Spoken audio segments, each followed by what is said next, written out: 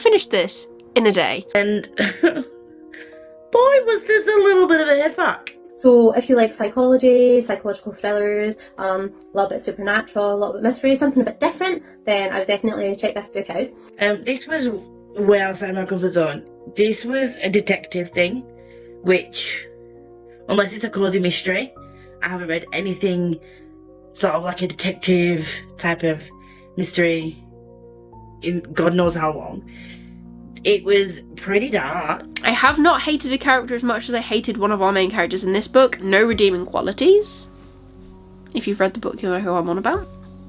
I recommend that book, actually. I think it's very clever how much those authors made me hate one character.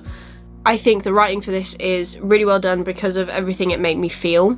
I will say there is, it's not massively descriptive, but there is SA in here. There's a lot of trauma around being queer. This is set in the 1920s, so obviously being gay or queer is not going to be something that is very well liked.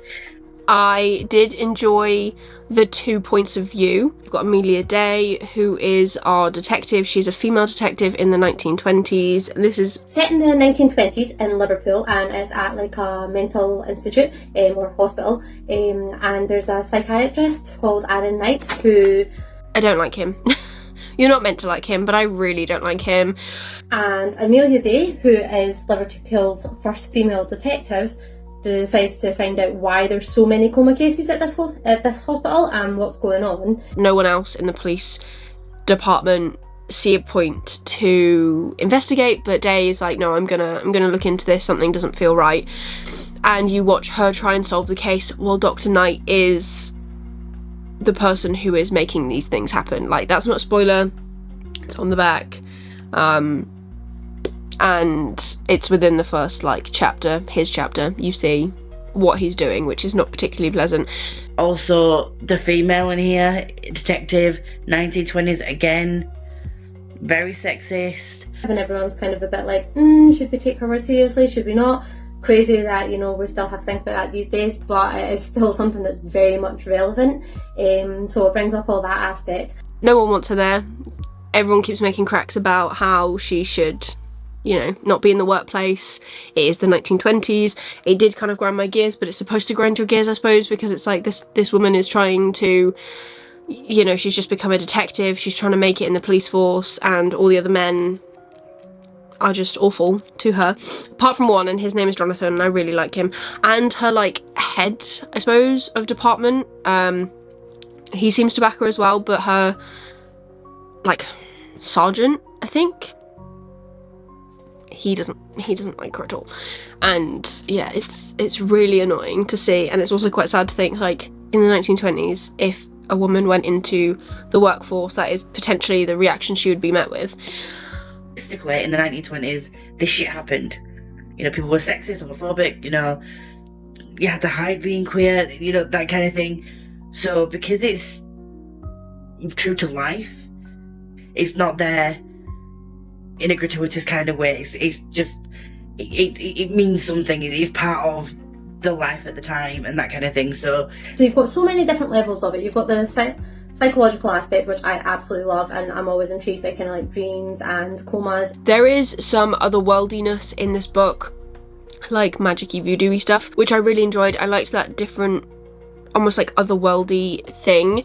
That was quite cool to see. There's a character called Madame Voss in it, and I cannot wait to learn more about her. She is in cahoots with Knight, but there is also mention of her on one of the higher-ups desks.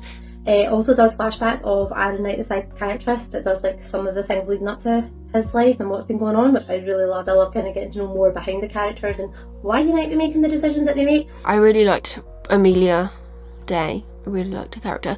I really like Jonathan, who is another police officer, and he teams up with her, but he is so nice. I liked him. He was nice. He believed in her, referred to her, asked her questions. Respectful. We like that. And it's book 1 out of 3.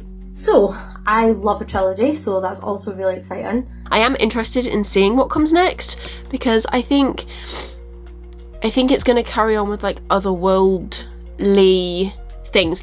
There is amazing artwork the whole way through it. So at the beginning of every chapter, we've also got artwork that shows off what's going to happen or what's kind of happening in that chapter. So if you are okay reading something that is set in a world where there is going to be some homophobia, there is going to be some sexism, and there is also going to be quite a lot of sort of like trauma around not really accepting yourself as queer, then if you can deal with that, then I would say pick this up. If that's not something you can deal with, then obviously it won't be for you.